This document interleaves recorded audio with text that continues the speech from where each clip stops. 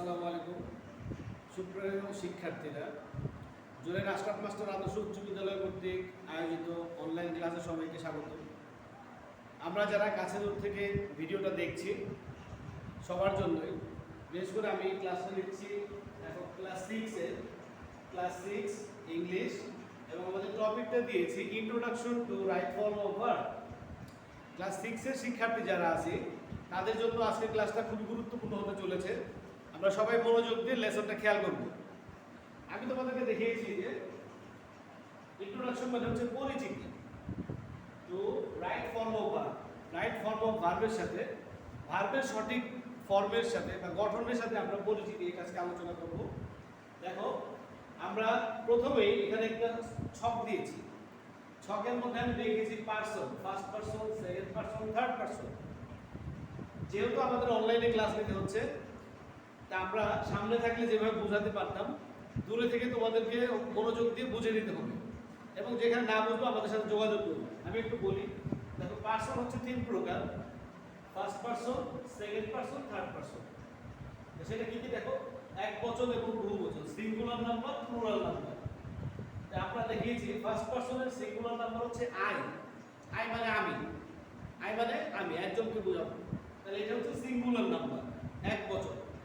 এটার বহুবচন কি উই, উই মানে আমরা। যখন বহুবচন হবে তখন উই হয়ে যাবে। একজন হলে আমি আই, বহুবচন হলে উই। এইবার সেকেন্ড পারসন, সেকেন্ড পারসন মানে হচ্ছে ইউ, এক বচন। আমরা একজনকে যদি বুঝি তুমি, তাতে ইউ বোঝাবো। যে তোমরা বলি তাতে আমরা ইউ ইউ বলবো। তার মানে সেকেন্ড পারসনের এক বচনও যা, বহুবচনও তাই। এইবার আসো থার্ড পারসনে। থার্ড পারসন আমরা এখানে দেখেছি হি, সি অথবা কোনো নাম, ছেলে হতে পারে, মেয়ে হতে পারে, এক বচন। যদি আমি বলি রহিম একটা ছেলের নাম, তার পরিবর্তে আমি ছেলে হলে হি দিতে পারি। যদি রহিমা হয় একটা মেয়ের নাম, তার প্রোনাউন হিসেবে আমি সি দিতে পারি, তোর নাম দিতে পারি। এবং এগুলোর বহুবচন হচ্ছে দে। তাহলে আমরা এখানে দেখতে পেলাম যে পারসন তিন প্রকার: ফার্স্ট পারসন, সেকেন্ড পারসন এবং থার্ড পারসন। এবং এগুলোর এক বচন, বহু বচন, এটা আমি তোমাদের এখানে ছকে দেখিয়েছি: ফার্স্ট পারসন, সেকেন্ড পারসন এবং থার্ড পারসন। আচ্ছা, ঠিক আছে। তাহলে আমরা এখানে একটা ভার্ব নিয়েছি, বি ভার্ব। কেমন তোমরা ক্লাস 6 এর শিক্ষার্থীরা? বি ভার্ব বলতে আমরা বোঝাবো এম ইজ আর। এখানে আমি তোমাদেরকে V1 বলতে বুঝিয়েছি ভার্বের প্রেজেন্ট ফর্ম, V2 বলতে আমি দেখিয়েছি ভার্বের পাস্ট ফর্ম, এবং V3 বলতে ভার্বের পাস্ট পার্টিসিপল ফর্ম। এখানে একটা ভার্ব নিয়ে আমরা তোমাদের সাথে আলোচনা করব, সেটা হচ্ছে কি বি ভার্ব যখন হয় কি এম ইজ, এটা বলতে এক বচনকে বোঝায়, এবং আর বলতে বহুবচনকে বোঝাবে। এবং আমরা এখানে দেখাচ্ছি, দেখো পাস্ট টেন্সে এম ইজ এর পাস্ট ফর্ম হচ্ছে ওয়াজ, আর এর পাস্ট ওয়ার, এবং এই সবগুলোরই ভিত্তি হচ্ছে বিন, পাস্ট পার্টিসিপল বিন। তাহলে আমি এদিকে কথা না বাড়িয়ে রাইট ফর্ম ভার্বের দিকে আমি চলে আসছি। খেয়াল করো তোমরা সবাই বোর্ডের দিকে। প্রথমে আমি একটা সেন্টেন্স তোমাদের দিয়েছি, he dash a good boy. আমি কি দিয়েছি? হি। হি কোন পারসন দেখো তো? এটা হচ্ছে থার্ড পারসন সিঙ্গুলার নাম্বার। আমি তোমাদের একটা নিয়ম বলতে চাই যে কোন সেন্টেন্স এ সাবজেক্ট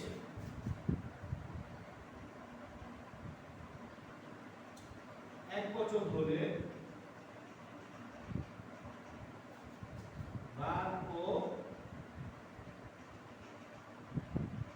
এক বচন হবে। তেমনি ভাবে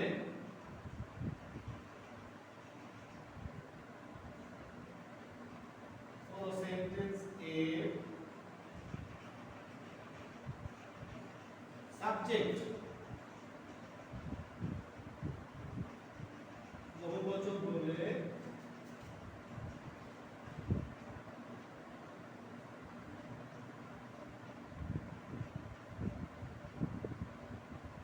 ভার্ব বহুবচন হবে। তাহলে আমরা রাইট ফর্ম ভার্বের একটা নিয়ম তোমাদের দিয়েছি, এবং এই নিয়মটি আমরা এখানে আলোচনা করব। কি বলেছেন দেখো, কোন সেন্টেন্সের সাবজেক্ট, যে কোনো সেন্টেন্স নিয়ে আমরা কথা বলি, প্রত্যেকটা সেন্টেন্সের একটা সাবজেক্ট থাকতে হবে। সাবজেক্টটা কি? সাবজেক্ট হচ্ছে আমরা যাকে নিয়ে কিছু আলোচনা করব, যার কোনো কথা আমরা বর্ণনা করব, সে হচ্ছে সেন্টেন্সের সাবজেক্ট। তাহলে আমি এই সেন্টেন্সের মধ্যে দেখতে পাচ্ছি খেয়াল করো he dash a good boy. আমি এখানে কাকে নিয়ে আলোচনা করছি? এখানে এই মানুষটাকে নিয়ে আলোচনা করছি। তাহলে এটা আমার সাবজেক্ট। আমি তোমাকে যে নিয়মটা দিয়েছি বলেছি কোন সেন্টেন্সের সাবজেক্ট একবচন হলে ভার্বও একবচন হবে। এবং আমি তোমাকে একটু আগে দেখিয়েছি যে am is এবং আর am is আমি তোমাকে বলেছিলাম যে এটা একবচন, was হচ্ছে বহুবচন, সরি wasটা একবচন past tense, আরটা হচ্ছে বহুবচন এবং এটার বহুবচন হচ্ছে were past tense। তাহলে আমি তোমাকে যেটা বলতে চাচ্ছি খেয়াল করো, সেন্টেন্সের সাবজেক্ট যদি একবচন হয়, আমি এখানে দেখেছি কি হিটা কি থার্ড পারসন সিঙ্গুলার নাম্বার, তাহলে ভার্বটা কি হবে প্রেজেন্ট টেন্সে, তাহলে am is আর হবে v1, am is এটা হবে।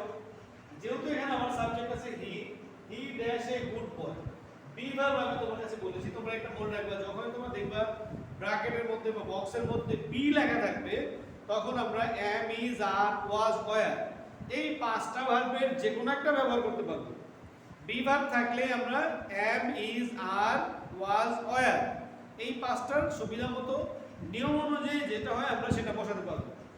আমি এখানে প্রথমে গ্যাপ দিয়েছি কি he dash a good boy, সে কয়টা ছেলে? একটা ভালো ছেলে। খেয়াল করো এ গুড বয় একটা ভালো ছেলে। তাহলে হিটা যেহেতু সাবজেক্ট এবং এটা একবচন, হি বলতে আমরা একটা ছেলেকে বোঝাচ্ছি, তাহলে আমি কি করব ভার্ব আমি একবচনের ভার্ব দেব। আমি তোমাকে দেখিয়েছিলাম যে একবচনের ভার্ব কি am এবং is। তাহলে তোমরা মনে রাখবা কেবলমাত্র আই এর পরে ফার্স্ট পারসন আই এর পরে am হবে, অন্যান্য জায়গায় একবচন যদি হয় তাহলে is হবে। তাহলে হি যেহেতু একটা একবচন তাহলে আমি এখানে ভার্ব দেব কি হি is। তাহলে এটা হচ্ছে আমার সঠিক উত্তর যে যদি আমি এরকম পাই যে সাবজেক্ট আমি দিলাম থার্ড পারসন সিঙ্গুলার নাম্বার, এরপর যদি বি ভার্ব প্রয়োজন হয় তাহলে আমি সেখানে is ব্যবহার করব। আমি চলে যাব বি নাম্বার। তোমরা খেয়াল করো Rahim dash my best friend, Rahim dash my best friend, Rahim হয় আমার সবচেয়ে ভালো বন্ধু। তাহলে এখানে আমি তোমাকে বি দিয়েছি, তো বি যদি আমি দিই তাহলে আমি তোমাদের একটু আগে বলেছি বি ভার্ব থাকলে am is are was were এই পাঁচটা ভার্ব ব্যবহার করতে হবে। রহিম কয়টা ছেলে? রহিম যেহেতু একটা ছেলে তাহলে আমি ভার্ব দেব is। উত্তর কি হবে রহিম ইজ মাই বেস্ট ফ্রেন্ড। এইবার আসো সি নাম্বার। খেয়াল করো আমি বলছি রহিম এন্ড করিম ড্যাশ ব্রাদার্স। আগে কিন্তু রহিম একজন ছিল, এখন আমি কি দিয়েছি রহিম এন্ড করিম। তাহলে কয়জন হয়েছে? রহিম এবং করিম দুইজন হয়েছে, তাহলে একের বেশি বহুবচন। তাহলে এখন কি আমি ইজ দিতে পারবো? আমি এখন ইজ দিতে পারবো না, যেহেতু এখন আমার সাবজেক্ট হলো কয়জন একের বেশি হয়ে গেছে, বহুবচন হয়ে গেছে।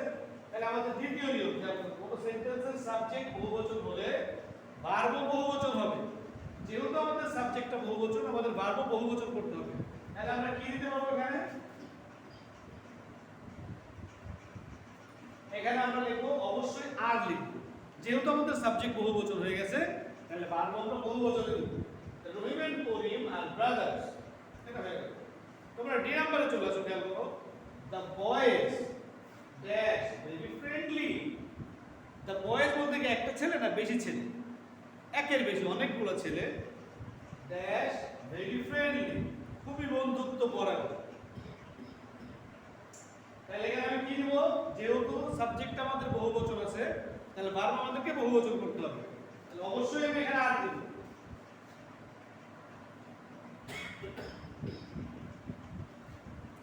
এরপর চলে খেয়াল করো আমি একটু আগে তোমাদের বলেছিলাম যে সাবজেক্ট যদি ফার্স্ট পারসনের সিঙ্গুলার হয়, মানে যদি আমাকে বোঝায়, আই যদি সাবজেক্ট হয় তাহলে আমরা আই এর পরে অবশ্যই am দেব, অন্য কোনো ভার্ব হবে না। বি ভার্বের ভিতর থেকে আই এর পরে যদি আমাকে বোঝায় তাহলে শুধু am ই হবে।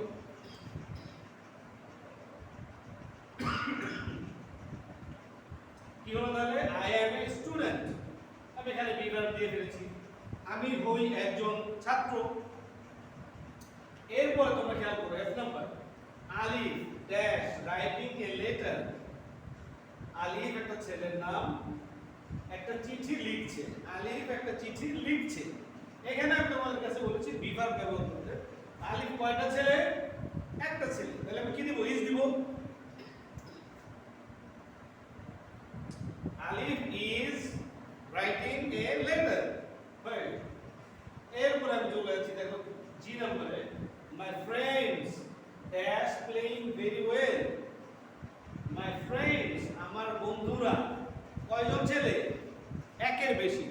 একের বেশি হলে বহুবচন হবে। তাহলে আমরা কি করব? আমরা বলেছি বহুবচন হলে কি হবে? সাবজেক্ট যদি বহুবচন হয় ভার্বও বহুবচন হবে। এবং আমি তোমাদের দেখিয়েছি যে am is এটার বহুবচন কি? আর। তাহলে যেহেতু আমি এখানে উত্তর দিয়েছি কি মাই ফ্রেন্ডস আমার বন্ধুরা ড্যাশ প্লেইং ভেরি ওয়েল, তাহলে আর দেব my friends are playing very well. এরপরে চলে আসছে দেখো ইউ। আমি তোমাদেরকে তখন প্রথমেই বলেছিলাম যে ইউ এর একবচন ইউ, বহুবচন ইউ, এবং ইউ এর পরে যেহেতু একবচন বহুবচন এক, তাহলে আমরা এরপরে আর ব্যবহার করব। এরপরে ইজ হবে না, আরই হবে। তাহলে কি হচ্ছে দেখো, you are a bright student. আমরা কি দিয়েছি? যেহেতু সেকেন্ড পারসন আছে এরপর আমরা আর দিয়েছি, you are a bright student হয়ে গেল। এরপর দেখো I number, Atik dash in my class last year. Last year মানে কি? লাস্ট ইয়ার হচ্ছে গত বছর। তো যখন আমি লাস্ট ইয়ার বলেছি, গত বছর বলেছি, এটা এখন আর বর্তমান কালে নাই, অতীত কালে চলে গেছে। অতীত কালে চলে গেছে আমি তোমাদের বলেছিলাম V2 মানে পাস্ট টেন্স। যদি অতীত কালে একজন লোক কোনো কিছু করে বা একটা বস্তু কোনো কাজ করে তাহলে আমরা ওয়াজ ব্যবহার করব। আর যদি অতীত কালে একাধিক লোক কোনো কাজ করে তাহলে আমরা সেখানে ওয়াজ ব্যবহার করব। আর এখানে আমরা দেখতে পাচ্ছি Atik dash in my class last year, যে গত বছর Atik in my class last year আমার ক্লাসে ছিল। এই বছর কি আছে আমরা তো জানি না, তার মানে এটা অতীতের ঘটনা। যখনই আমরা অতীতে চলে যাব, এক বছর হলে কি দেব? ওয়াজ দেব। দুই বছর হলে ওয়াজ দেব। তাহলে Atik was in my class last year. My last of all, J number can go. We all dash attentive in our class. যে আমরা সবাই ক্লাসে মনোযোগী ছিলাম। তাহলে we all এটা কি একবচন না বহুবচন? অবশ্যই বহুবচন। এবং যেহেতু এখন স্কুলে কোনো ক্লাস হয় না, এই অর্থে আমি তোমাকে বুঝিয়েছি গত বছর আমরা ক্লাসে এখানে থাকতাম। তাহলে যেহেতু we all বহুবচন আছে, তাহলে এখানে আমরা কি দিব?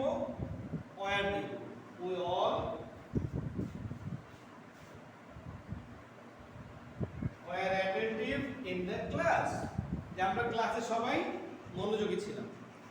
তো আজকের ক্লাসে আমরা রাইট ফর্ম ভার্বের একটা নিয়ম নিয়ে আলোচনা করেছি। আমি তোমাদের বোর্ডে দেখিয়েছি যে যদি সাবজেক্ট কোনো সেন্টেন্সের সাবজেক্ট একবচন হয় ভার্ব একবচন হবে, সেন্টেন্সের সাবজেক্ট বহুবচন হলে ভার্ব বহুবচন হবে। এবং আমি তোমাদের সাথে বি ভার্ব নিয়ে বিস্তারিত আলোচনা করেছি। আমি তোমাদের সাথে পার্সন নিয়ে আলোচনা করেছি যে কোন পার্সন হলে কিভাবে হবে এবং বি ভার্ব আমরা কখন কিভাবে দেব এটা নিয়ে আমরা আলোচনা করেছি। যদি তোমাদের বুঝতে কোনো সমস্যা থাকে তোমরা অবশ্যই ইনবক্সে কমেন্ট করবা, তোমাদের নাম রোল নাম্বার লিখবা এবং আমার ফোন নাম্বার স্কুলে দেওয়া আছে, প্রয়োজন হলে আমাকে ফোন দিবা, যোগাযোগ করবা, আমরা তোমাকে বুঝাই দেব। এই করোনা পরিস্থিতিতে সবাই ভালো থাকবা। আমি তোমাদের সবার জন্য দোয়া করি, সবাই সুস্থ থাকো। আমার জন্য সবাই দোয়া করবা।